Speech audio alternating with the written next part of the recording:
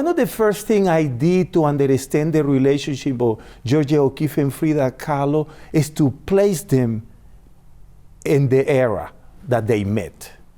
This is 1931. So if we look at how women were defined at that time, they were defined by being spouses, having children. D.H. Lawrence wrote a piece during that time would also say women are defined by their husbands as submissive. So that was the way that they were perceived. On the other hand, they also were married to older men, powerful in their own artistic environment. Alfred Stieglitz, an incredible photographer. When Stieglitz marries O'Keeffe, he was 60 years old. O'Keeffe was 37. When Diego married Frida Kahlo, he was 20 years older. So you can see how this age disparity made their spouses, Stieglitz and Rivera, more powerful.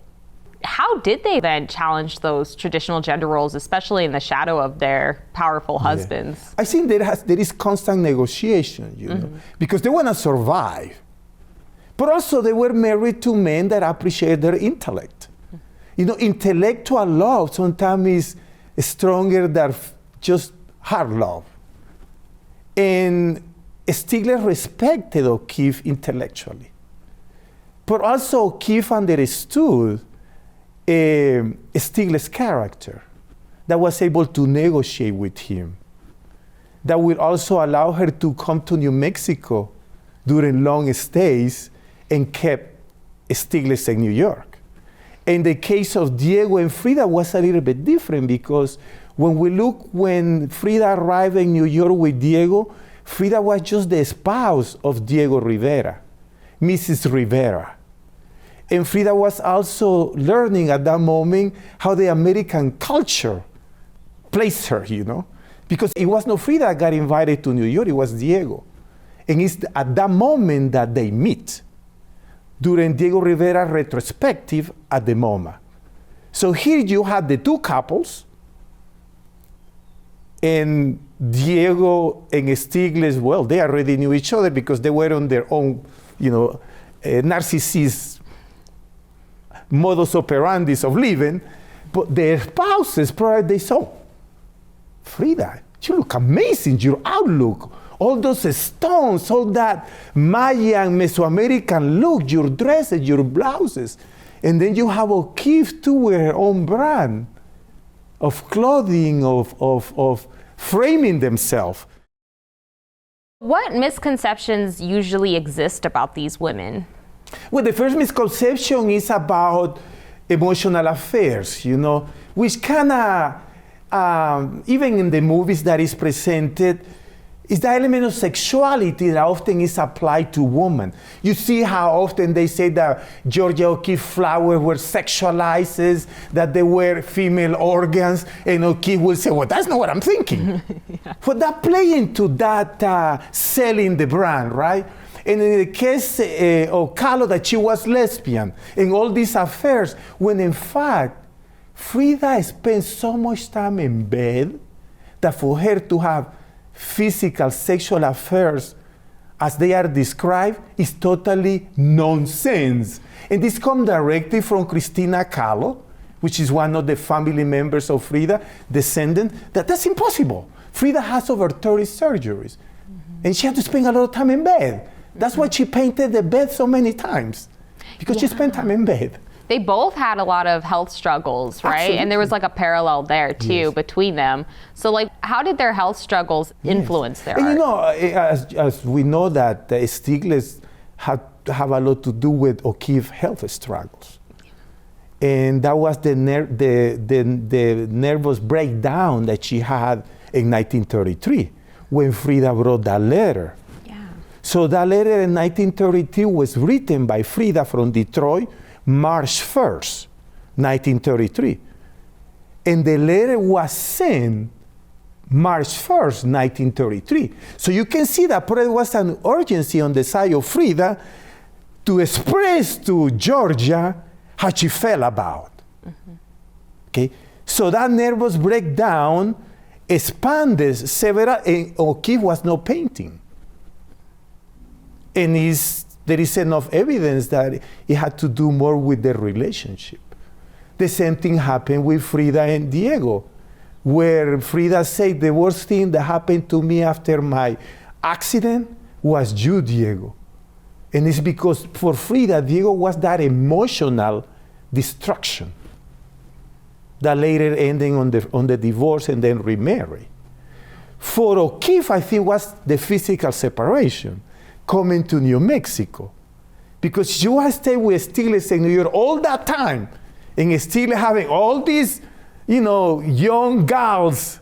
He was a guy that was charismatic and he knew everyone. So, a young upcoming photographer would be attractive to hang around him. Yeah.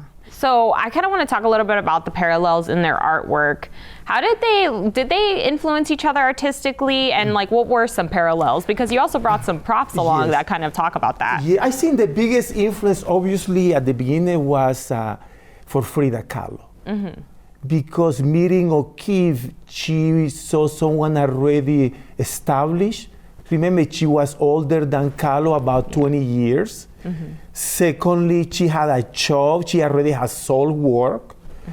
Where Kahlo was just beginning to figure out how things play out in America, By the time Kahlo goes to Detroit, she was already under the influence of Georgia O'Keeffe flowers.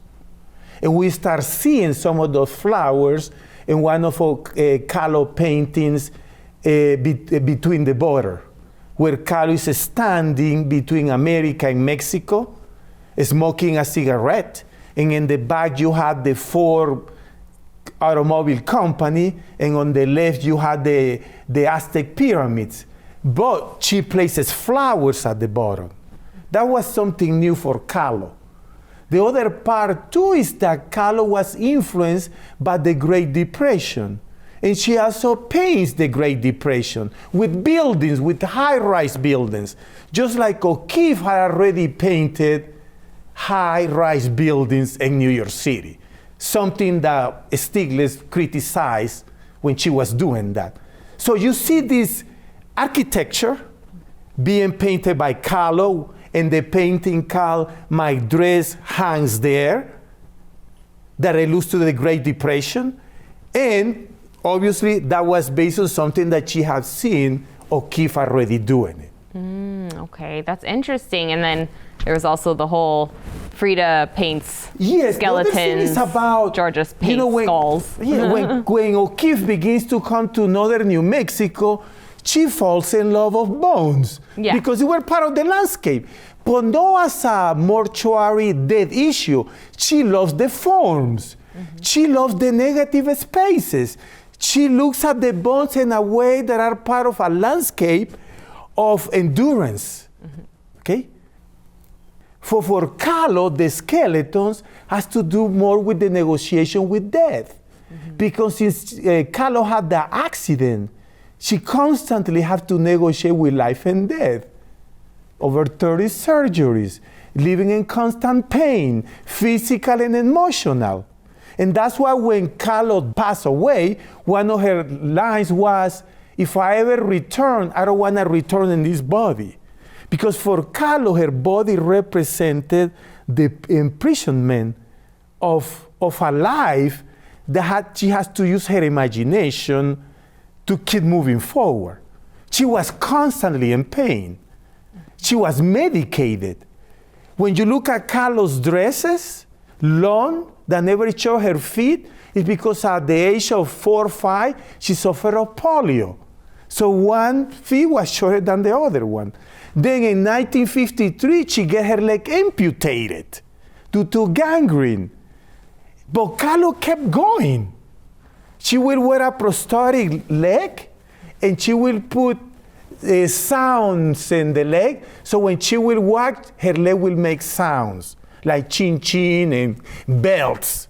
Because what Kahlo did, she told the audience that was, she held court, right?